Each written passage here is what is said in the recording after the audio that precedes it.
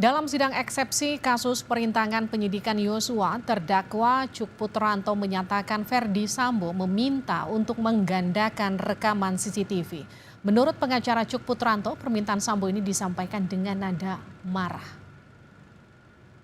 Hari Senin tanggal 11 Juli 2022 sekira pukul 10 WIB ketika terdakwa Cuk Putranto dipanggil oleh saksi Verdi Sambo bertanya CCTV di mana dan dijawab oleh terdakwa Cuk Putranto, CCTV mana Jenderal? Kemudian saksi Verdi Sambo menjawab CCTV di sekitar rumah.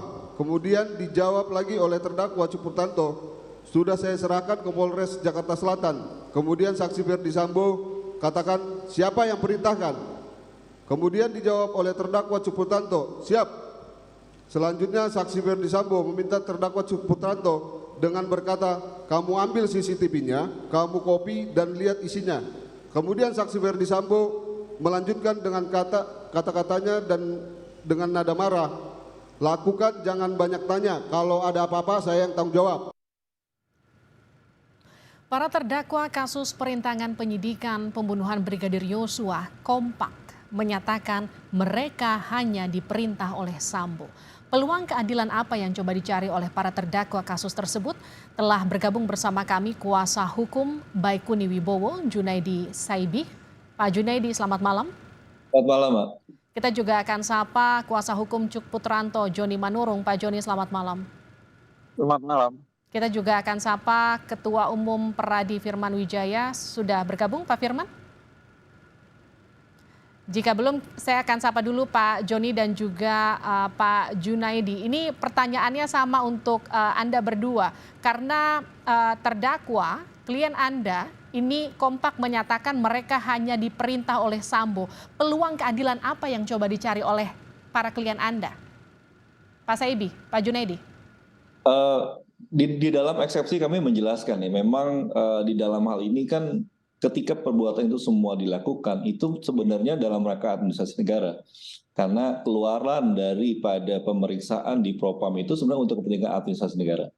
Nah, sehingga ketika itu dituduhkan bahwa itu ada perbuatan melawan hukum, maka pengujian terhadap perbuatan melawan hukum itu harus dilakukan dulu. Maka dari itu kami saat ini sedang melakukan pengujian di PT UN. Nah, itu makanya di dalam eksepsi juga kami sampaikan bahwa dakwaan ini prematur untuk diajukan. Kenapa? Bagaimana nanti caranya untuk membuktikan bahwa itu melawan hukumnya, gitu. Nah, sehingga makanya kami melihat bahwa ini semua apa yang dilakukan oleh Baikuni adalah sebagai aparatur pemerintah pelaksana yang di dalam Undang-Undang Pelayanan Publik itu disebutkan bahwa aparatur pemerintah pelaksana wajib untuk melaksanakan apa yang diperintahkan oleh aparatur penyelenggara. Nah, lebih lanjut lagi bahwa di dalam Undang-Undang Pemerintah Publik, Pelayanan Publik itu juga sebagai aparatur pemerintah pelaksana itu cuma punya kewajiban, nggak punya hak dan punya larangan. Tapi penyelenggara dia ada hak, ada kewajiban. Sehingga itu juga dijelaskan bahwa ketika ada perbuatan yang dilakukan oleh pelaksana, maka itu menjadi tanggung jawab daripada penyelenggara. Nah, itu yang kami mau uji. Dan ini semua adalah ranahnya hukum administrasi, makanya kami uji di PT UN. Oke, sebelum saya ke Pak Joni, tapi kan klien Anda nih Pak Junaidi ini sempat gemetar saat melihat rekaman CCTV bahwa Yosua saat itu katanya masih hidup saat Sambo kembali ke rumah dinasnya di Duren 3. Artinya kan sebetulnya ada fakta di mana klien Anda bisa saja melawan. Tapi kenapa itu tidak dilakukan? Selama proses ini kan Baikuni itu nggak pernah langsung bertemu dengan Sambo dan semua itu komunikasi disampaikan melalui pihak yang lain gitu ya, tentang bagaimana apa yang dilakukan, apa yang kemudian permintaannya Cuk dan juga apa yang itu semua melalui proses itu dan apa yang dia cuma disampaikan bahwa ini perintah Pak Sambo, perintah ini dilaksanakan lalu kopi dan lain sebagainya, itu semua dilaksanakan sesuai dengan itu. Makanya dari itu kami sudah menguraikan tuh beberapa perbuatan itu semua dan kami minta untuk diuji bagaimana ini tentang melawan hukumnya. Oke, saya ke Pak Joni. Peluang keadilan apa yang coba dicari dengan hanya mengatakan bahwa ini mengikuti instruksi Verdi Sambo? Ya, pertama-tama begini, dalam kejadian tersebut klien kami itu sebelumnya sudah menyerahkan dulu DVR CCTV tersebut ke Polres Jakarta Selatan mengingat sudah adanya penyidikan yang dilaporkan di Polres Jakarta Selatan. Nah, selanjutnya Sambo FS itu menanyakan di mana letak DVR tersebut. Lalu tadi disampaikan juga cuplikan tadi bahwa FS itu marah. Kenapa kok bisa ada di sana? Sebenarnya di situ sudah mulai terlihat ya kalau dari alur ceritanya kok marah. Kalau secara idealnya kan bagus dong. Ini barang bukti sudah ada di penyidik dan sudah diamankan. Tetapi akhirnya FS berbalik marah, seperti tadi cuplikan bahwa ambil lagi dan kopi. Nah, posisi klien kami adalah korspri-nya FS. Semua permintaan beliau FS secara moralnya dia itu ya harus dipenuhi gitu. Atau juga dia hanya suruh ambil, tadinya berpikirnya seperti itu, ambil lagi atas perintahnya FS. Nah, dalam eksepsi kami sudah kami sampaikan juga bahwa dia ini hanya menjalankan perintah aja, gitu. Oke, kalau ini menjalankan perintah saja, Anda tidak mengajukan pembelaan administratif juga seperti yang dilakukan oleh Baikuni? Oh, tidak, kami lebih fokus nanti saja pada pembuktian saja langsung, apa nanti yang akan disampaikan oleh FS, nanti akan kami langsung gali di persidangan, karena menurut kami untuk pembuktian nanti di persidangan lebih baik kami langsung saja di proses pemeriksaannya langsung terhadap FS ya. Kalau untuk hal yang lainnya mungkin nanti kita bisa cek di persidangan. Oke, ini sudah bergabung bersama kami Pak Firman Wijaya dari Peradin. Pak Firman, selamat malam. Selamat malam, Mbak. Pak Firman, ini ada 2 terdakwa melalui kuasa hukumnya. Ini tadi juga sudah saya tanyakan, mereka berdua kompak menyatakan ini hanya menjalankan perintah atau instruksi atasan. Alasan yang kompak, walaupun mereka tahu fakta bisa saja terjadi kejahatan di belakang itu. Apakah itu bisa jadi pembelaan? Ya, sebagai sebuah upaya pembelaan itu bisa saja dilakukan. Misalnya penggunaan pasal atau ketentuan menyangkut Antelik Beweld ya, menyangkut perintah jabatan atau wettelijk voorschrift, menjalankan perintah undang-undang. Hanya memang 2 ketentuan ini kalau ini ditarik dalam satu nafas, persoalannya nanti adalah pada pembuktian. Apakah ini memang dalam rangka perintah jabatan yang sah, kemudian perintah jabatan yang seperti apa yang dijamin atau dibolehkan menurut undang-undang. Tentunya nanti ada proses pengujian di dalam pembuktian seperti yang disampaikan oleh penasihat hukum. Hanya problemnya di dalam ketentuan pasal 50 dan 51 kalau ditarik dalam kajian atau ketentuan teknis yang lebih melekat kepada aparatur terutama kepolisian di dalam Perkap Kapolri, di situ ditegaskan bahwa perintah jabatan itu ada kaitannya dengan perintah dinas. Nah, sekarang tinggal pembuktiannya apakah ini masuk dalam lingkup perintah dinas. Yang kedua, apakah wettelijk voorschrift tadi itu ya berdasarkan ketentuan undang-undang tadi yang saya sebutkan, apakah di situ juga diatur misalnya ada pilihan, ada opsional tidak? Ketika menjalankan perintah itu dirasakan bahwa itu perintah yang tidak sah atau perintah yang melanggar undang-undang, maka bawahan berhak menolak. Jadi memang di sini akan ada pengujian kaitan dengan prinsip bahwa law command sovereign itu bahwa pertanggungjawaban perbuatan itu memang ada pada atasan. Namun kalau ini dikaitkan dengan regulasi peraturan perundang-undangan, apakah perintah itu perintah yang sah, ada hubungan atas bawah, dan memang dalam ketentuan yang lebih teknis yang mengikat institusi atau petugas kepolisian dalam rangkaian tugas perintah jabatan adalah perintah kedinasan. Oke, koreksi saya kalau saya salah. Ada kalimat begini dari Verdi Sambo dalam instruksinya, lakukan saja nanti saya yang tanggung jawab. Apakah ini juga kemudian bisa jadi garansi bagi para terdakwa ini untuk melakukan pembelaan? Ya, tentu proses kalimat itu tentu akan dikaitkan, akan diuji ya dalam konteks regulasi tadi. Pastinya hakim ya di dalam beberapa referensi berpikir ya, what the judge think itu bagaimana hakim berpikir dalam melihat suatu perbuatan dan merujuk kepada peraturan perundang-undangan sejauh mana tindakan itu memiliki keabsahan atau yang disebut dengan perintah jabatan atau penyalahgunaan jabatan. Nanti kan pasti ada penilaian soal itu. Gitu, Mbak. Pak Firman, tadi kan Pak Junaidi Saibi ini kuasa hukum dari Baikuni mengatakan ini harusnya ditangani di PT UN dulu sebelum masuk ke persidangan. Anda sepaham dengan ini? Kalau kaitan dengan perintah kedinasan, sepanjang itu ada surat perintah kedinasan dan di dalamnya ada sesuatu yang melanggar aturan perundang-undangan yang lain, itu saya rasa memang bisa diuji melalui pengadilan umum.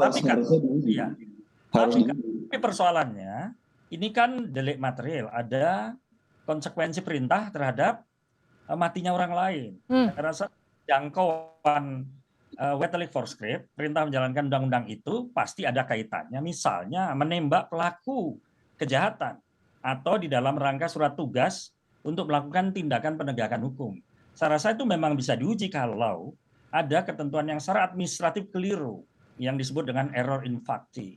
Tapi kalau persoalannya adalah ini ada kaitan dengan kematian seseorang dan tidak ada surat perintah kedinasan, rasa-rasanya tidak mudah ini mengajukan dan pasti ditolak kalau di pengadilan. Oke, rasanya tidak mudah karena ada konsekuensi atas perintah itu kira-kira yang tadi disampaikan Pak Firman. Pak Junaidi, tanggapan Anda? Nah, ya ini ya, tadi pertanyaan Mbak juga ini agak provokatif ya. Maksudnya tadi pertanyaan yang diajukan kepada Pak Firman bagian belakangnya pernah diketahui ada kemungkinan. Ini saya lakukan ini adalah ya proses ini bagian dari prosedur. Bahwa eksepsi kami adalah prosedural, ya, di mana itu ada tata caranya dalam memeriksa apakah ini memang terdapat perbuatan melawan hukum atau tidak. Itu dalam kedinasan loh, Pak Firman. Ya, kenapa? Karena itu diperintahkan dalam rangka paminal dan pemeriksaan yang dilakukan oleh Propam itu adalah dalam rangkaian perbuatan administrasi negara. Kenapa? Karena luarannya nanti itu adalah untuk pemeriksaan KKP dan itu tujuannya adalah nanti ada putusan administrasi negara. Nah, dalam rangkaian itu sebenarnya belum masuk dalam rangkaian yang namanya tindak pidana umum, satu.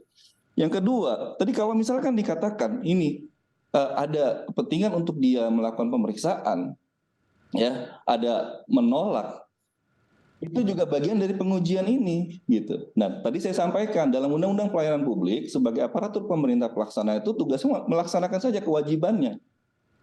Jadi nggak ada hak di dalam Undang-Undang Pelayanan Publik terhadap aparatur pemerintah pelaksana. Ya, di dalam eksepsi kami juga kami melihat bahwa dengan adanya sengketa ini, maka ini cukup alasan untuk disebutkan oleh majelis bahwa ini memang ada sengketa prayudisial. Gitu. Sehingga apa? Kita nggak bilang ini berhenti, kita minta ditangguhkan sampai perkara ini petunnya itu diperiksa dengan benar. Karena kita harus melihat ini ada ranahnya, ya Pak Firman. Kalau diperhatikan dalam surat dakwaan jaksa penuntut umum sendiri, itu jaksa penuntut umum tidak bisa membedakan tuh mana ini yang bagian ranah administrasi pada waktu pemeriksaan di dalam Propam dan mana itu yang memang dalam pemeriksaan tipidumnya. Dan tahu nggak yang diperiksa di dalam CCTV-nya itu CCTV yang mana? Itu adalah CCTV di lingkungan, bukan di dalam peristiwa pembunuhannya loh. Kalau baca surat dakwaannya. Jadi di sini kita bisa lihat sebenarnya ya bahwa yang mereka ketahui adalah karena ada asymmetric information, di mana informasi yang sangat terbatas dan itu hanya dilaksanakan dalam hal ini, itulah menjadi domain daripada pemeriksaan administrasi. Administrasi ini itu ada diatur dalam pasal 21 Undang-Undang Administrasi Pemerintahan dan memang rezimnya ini adalah rezim administrasi pemerintahan, rezim TUN, dan memang kalau dibaca misalnya oh itu namanya sengketa prayudisial itu tidak ada dengan perdata karena permanya tahun berapa gitu loh. Jadi ini ada rezim administrasi di mana dalam Undang-Undang Administrasi Pemerintahan itu diberikan. Kalau itu ada langkah di mana ini ada pemeriksaan, maka ini maksudnya tindakan faktual. Ini kami sedang menguji tindakan faktual itu. Jadi boleh saya, Mas Junaidi, kalau menurut saya apa yang disebut dengan prejudicial skill yang Mas sebutkan itu memang ada di dalam ruang pengujian soal pasal 81 ya. KUHP. Ya, tetapi persoalannya adalah ya sejauh mana rezim ini kalau dikaitkan dengan uji keputusan pejabat tata usaha negara. Nah, ini yang memang nanti irisannya di situ. Hanya persoalannya tadi di dalam Perkap Kapolrinya itu tidak mengatur soal itu, Mas. Dalam Perkap Kapolri mengatur kalau tindakan itu harus memang tindakan atau perintah kedinasan. Nah, ini kan problemnya tidak ada. Di dalam Perpol 2022 itu disebutkan di dalam rangka pelaksanaan pemilu itu ada prosedurnya. Ya. Sehingga itu yang mau kami uji antara Perpol 2022 itu dengan tindakan yang dilakukan oleh klien kami. Di situ pengujiannya, dan ini yang punya wewenang pengujian itu PT UN, bukan pengadilan pidana. Ini kita ngomongin dual jurisdiction. Di dalam pengertian prejudicial guilt itu kalau di luar negeri disebut dual jurisdiction. Dan ini harus diputuskan mana yang mana yang pertama dilakukan. Dan kalau kita percaya Pak Firman sebagai ahli hukum pidana, mereka tahu bahwa pidana itu ada ultimum remedium. Kalau memang di situ ada cara untuk membuktikan, ini dulu diproses. Nah, ini yang jadi alasan eksepsi kami kenapa akhirnya ini harus diperiksa dulu di PT UN. Oke. Mengajukannya tunggu dong putusan PT UN-nya, baru proses pidananya jalan. Tangguhkan dulu, gitu. Oke. Kalau gitu sekarang saya ke Pak Joni. Pak Joni, kalau eksepsinya ditolak, langkah apa yang kemudian akan dilakukan tim kuasa hukum?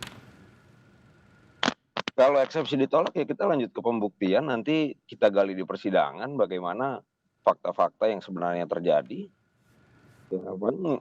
Nanti dari situ nanti kita baru analisa realnya itu seperti apa. Oke, tapi Anda yakin eksepsi dari Cuk ini akan diterima oleh majelis hakim? Kalau masalah yakin atau tidak, kalau kami sih yakin. Yang ditanya yakin atau tidak, pasti yakin. Harus yakin dulu. Tapi juga kita harus siap kalau ditolak bagaimana. Jangan kita membabi buta nanti nggak diterima kita lakukan upaya-upaya yang lain. Kita kan sudah di persidangan nih. Persidangan pidana semua ada hukum acaranya. Kalau ditolak ya kita lanjut nanti persidangan. Ya harus lapang dada juga kita kalau misalnya ditolak nggak bisa kita lakukan lain-lain, kita udah di dalam persidangan. Oke, terima kasih telah bergabung bersama kami Junaidi Saibi, Pak Joni Manurung, dan juga Pak Firman Wijaya di Sapa Indonesia Malam.